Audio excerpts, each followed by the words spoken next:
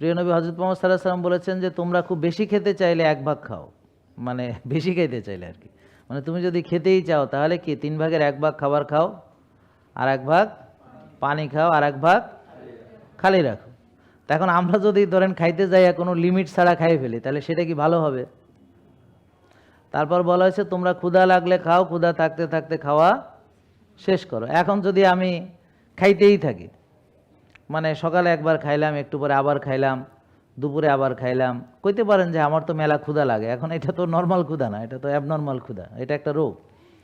হ্যাঁ, তো ক্ষুধা কেন লাগে সেটাও আলোচনার বিষয়, আমরা সময় পেলে কথা বলবো। আসলে ইনসুলিন বেশি থাকলেই ক্ষুধা বেশি লাগবে, বারবার খেতে ইচ্ছা করবে।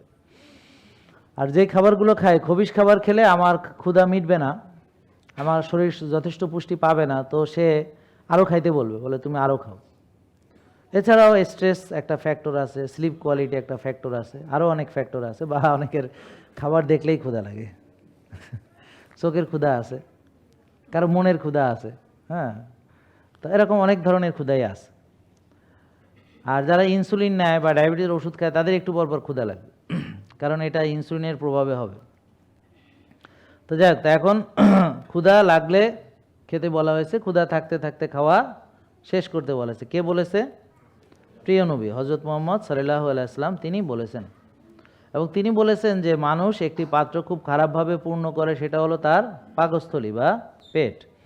এবং আমরাও এটা বুঝতে পারতেছি যে 80 ভাগ আপনাদের রোগ যে হয়েছে, মানে আপনাদের যে রোগগুলো হয়েছে তার জন্য 80 ভাগ দায়ী হইল খাওয়া। 80 ভাগ দায়ী কি? খাওয়া। বুঝতে পারছেন? এটা ধীরে ধীরে বুঝতে পারবেন।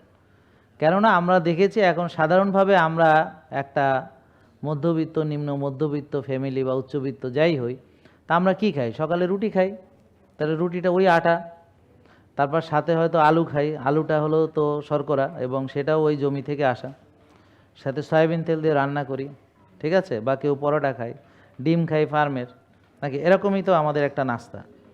একটু পরে আবার কেউ মুড়ি বিস্কিট খই খায় বা চা খায়, বিস্কিট খায়, তাহলে ওই যে চিনি দিল, ওই যে দুধ দিল, সাধারণত গুঁড়া দুধ দেয়।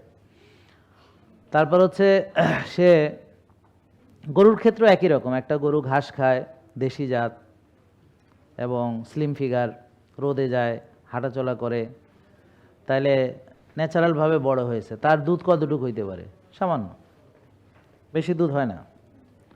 আর যেগুলো যে ফার্মের গরু, সেগুলোর দুধই আপনারা সাধারণত পেয়ে থাকেন, কারণ দেশি গাই গরুর দুধ তো আপনারা পান না, সাধারণত পাওয়ার কথা না, কারণ মালিকই খাইতে পারে না, ওর বাছুরই খাইতে পারে না, আপনারা কি বিক্রি করেন?